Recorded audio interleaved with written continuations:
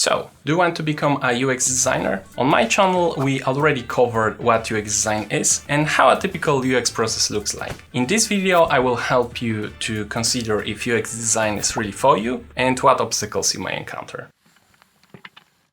I will also share the opportunities that come with UX design career, how much you would get paid, and what career pathways you may take. Every UX designer started somewhere. For me, it was a byproduct of learning through practice, from graphic design through interfaces, and finally experience design across several years. Nowadays, it is much easier to get started, and you don't need years of trial and error to land a position in the field. Primary reason for that is the abundance of knowledge sources like books, courses, tutorials, and many YouTube channels like this one to help you get started. But let me answer probably the most important questions that you are thinking about. Why should you? Or is it worth your commitment? Primary argument for picking UX for your career occupation is that on average, it is the most well-paid type out of all design specializations. Therefore, we can't deny that for most aspiring designers, it's probably the most important argument. UX design has a very specific place in the tech industry. Depending from the specialization,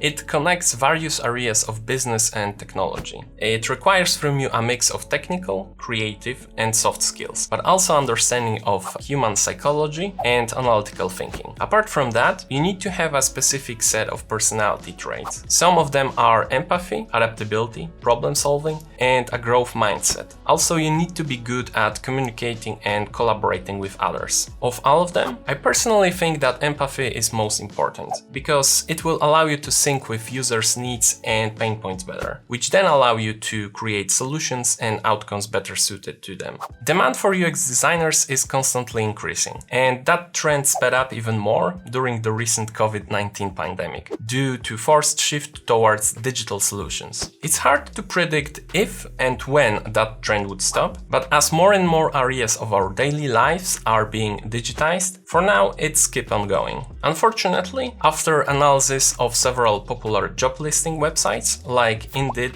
LinkedIn, and Glassdoor, I have noticed that most of the positions are targeted for regular or more senior designers, indicating unwillingness of companies to employ and trade junior positions. That may be a primary obstacle for you as you try to land your first job in the field, assuming that a regular position is what you want. This leads us to career pathways. I guess UX is not much different from other specialization on that front, but in general we can identify two pathways in terms of employment type, and then two more in terms of the way of your practice. In terms of employment, you have two primary choices. You can either be employed by organization, or you can be more independent and work as a freelancer. I would suggest not to pick freelancing at the beginning of your UX career though, because that means for the most part, you would develop your skills mostly on your own, which may slow down your progress and may be frustrating because you may have troubles with landing customers. Then, within a regular job, you have additional two choices in terms of practice, which are being practitioner with hands-on approach, where you would focus on all of that cool stuff we designers do, like user research, usability testing, data analysis, prototyping, and so on. Where the second choice is related to being a people manager, where your approach would be less hands-on and focus more on organizing and leading a team or teams for other designers. Typical UX career development path looks kind of like this, where as you acquire more and more experience, you are moving up the ladder from being junior to regular level, then to more senior positions, and then you have a choice to specialize and focus more on leadership skills, or to keep pushing to pinnacle of your craft. Most often managerial roles tend to be paid better, but it's not for every designer. It requires a totally different skill set, and I know designers who hate leading others and prefer to focus only on their craft. So I guess that's up to you and your preferences. Now, the final thing, and for a lot of people the most important one in the context of career choice, is how much UX designers make. To be honest, I had troubles with this one, because after reviewing several data sources, I have noticed that they most often are not very accurate and tend to really lower down the salaries. So take the numbers I'm about to share with you with a pinch of salt, and know that the amount of money you can make depends on several factors, like what country you live in what industry industry companies operate, your ability to negotiate, and so on. I have also unified the numbers to US dollars for convenience, and those are yearly salaries, so the amount you can expect across 12 months of employment. So, as a junior UX designer, you can expect somewhere from 30 to 60,000 per year. As you move up the ladder